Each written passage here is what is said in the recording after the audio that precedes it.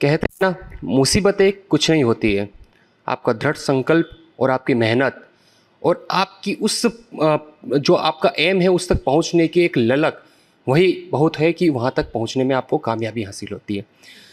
ABP में इसी तरह से मोटिवेशन करने के लिए जो एक सीरीज़ चलाई हुई है, इस सीरीज के क्रम में हमारे साथ में है उदयपुर पुलिस अधीक्षक विकास कुमार सर, आईपीएस।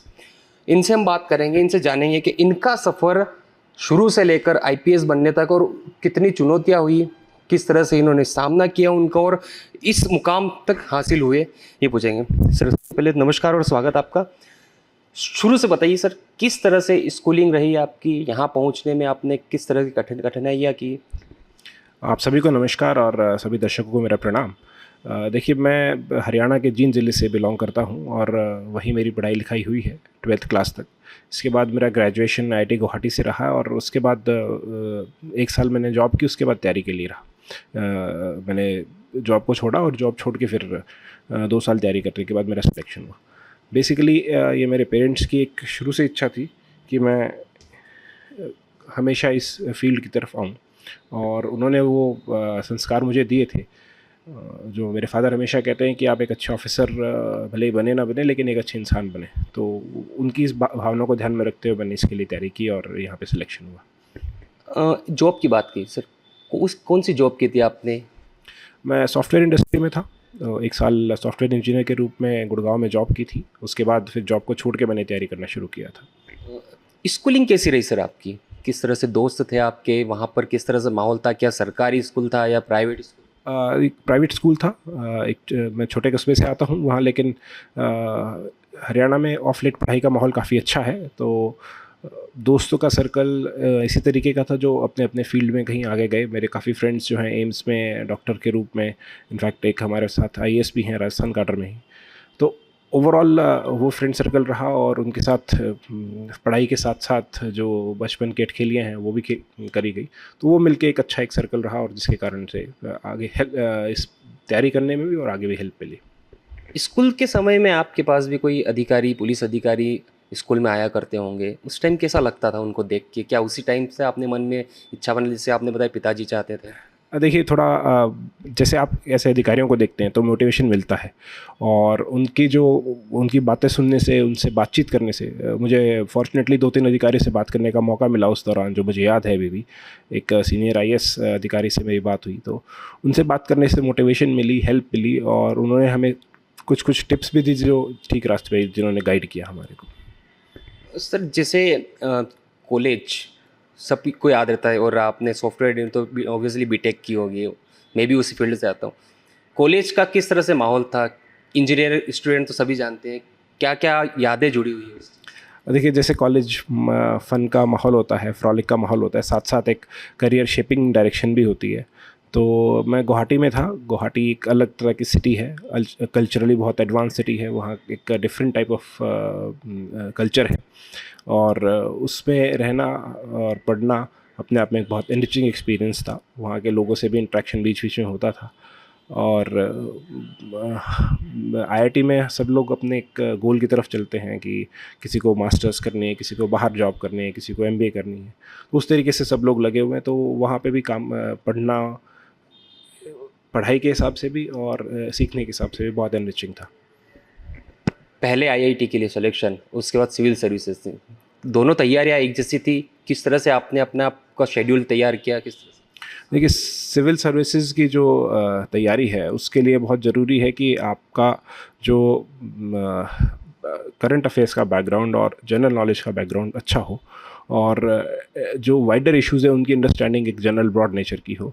इंजीनियरिंग एक बहुत स्पेसिफिक आस्पेक्ट है और इंजीनियरिंग आस्पेक्ट के लिए तैयारी करने के लिए आपको सिलेक्शन के टाइम पे जो इंजीनियरिंग सब्जेक्ट्स हैं उनके ऊपर ज़्यादा फोकस करना होता है। तो उस फोकस एक डिफरेंट है।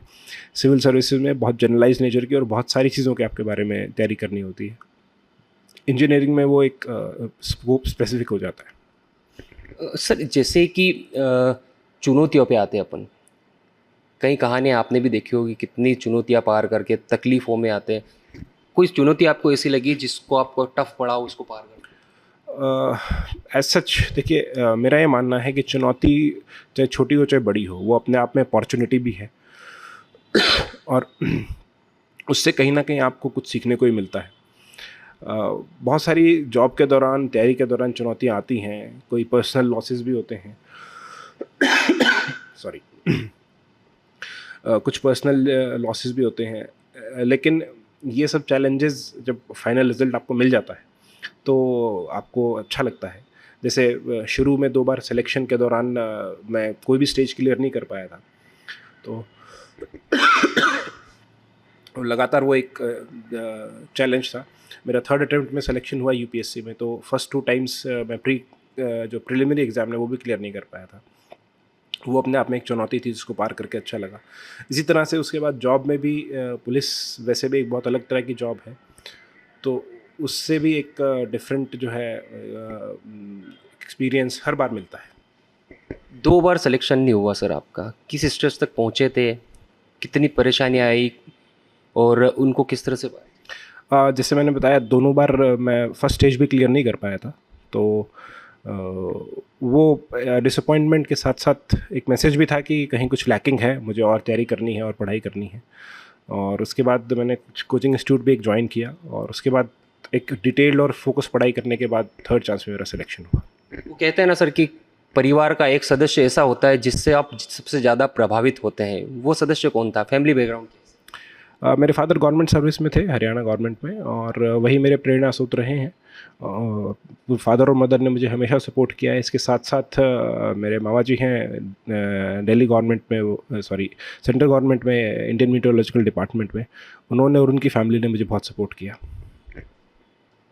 स्टूडेंट की लाइफ में ऐसा मौका आता है जब वो किसी एग्ज़ाम को देने के बाद दुखी होता है क्योंकि उसको लगता है कि क्यों कहीं मैं फेल ना हो जाऊँ। ऐसे कई मौके आए या फिर आप स्मूथली? हर एग्ज़ाम के बाद एक ये तो रहता है कि जब तक रिज़ल्ट नहीं आता है तब तक वो अनसर्टेनिटी रहती है, लेकिन मेरा यही कहना है सभी से कि वो हमेशा बनी रहेगी। और एग्ज़ाम के अलावा भी लाइफ में बहुत स्टेजेस ऐसी आएंगी जहाँ पे वो अनसर्टेनिटी बनी रहती है। तो बेटर है कि आप अपना रेगुलर काम करते रहें, अगर तैयारी कर रहे हैं तो तैयारी करते रहें, और रूटीन अगर काम कर रहे हैं तो रूटीन काम करते रहें। सिविल सर्विसेज की तैयारी के टाइम पे कितने घंटों तक आपने पढ़ाई की और क्या शेड्यूल तैयार किया था, किस तरह से? देखिए, नॉर्मली हर एक का अपना अपना शेड्यूल होता है। उस समय मुझे सुबह उठ के पढ़ना अच्छा लगता था, तो मैं सुबह जल्दी उठता था, और किसी किसी का हो सकता है शेड्यूल लेट नाइट तक पढ़ने का हो, लेकिन अराउंड 8 से 10 घंटे डेली पढ़ाई ज़रूरी है, वो करते रहिए। और आप अपना शेड्यूल बनाएं जिस हिसाब से, यदि आपको सुबह अच्छा लगता है तो सुबह एक अच्छी सिटिंग दें, और फिर खाना पीना खा के दोपहर में दोबारा सिटिंग दें उसके लिए। यंगस्टर के लिए क्या मोटिवेशन, क्या थ्योरी आप देना चाहेंगे, क्या बताना चाहेंगे? देखिए, कोई भी एग्ज़ाम हो या कोई भी लाइफ का पड़ाव हो, चाहे वो एग्ज़ाम है या और भी चीज़ें हैं, वो मेहनत और डेडिकेशन मांगती हैं। तो मेहनत करने में पीछे ना रहें, और यही एक चीज़ नहीं है लाइफ के अंदर जो कि सिविल सर्विसेज को अचीव करना ही फाइनल एम है। इसके अलावा और भी बहुत सारी जगहें हैं जहाँ पे लाइफ आपको चांस देती है सक्सेसफुल होने का। तो जिस भी फील्ड में आप जाएँ, जो भी आप काम करें, उसको मेहनत और डेडिकेशन से करेंगे तो ज़रूर सफल होंगे। तो ये हमने बात की उदयपुर पुलिस अधीक्षक विकास कुमार सर से। इन्होंने थ्योरी भी बताई किस तरह से आप सक्सेस हो सकते हैं, अपनी कामयाबी हासिल कर सकते हैं। चुनौतियाँ ज़िंदगी में कई आएगी और उनको पार करने की उसमें ताकत अपने आप में डेवलप होगी अगर आपने कड़ी मेहनत की है। एबीपी न्यूज़ से विपिन सोलंकी, उदयपुर।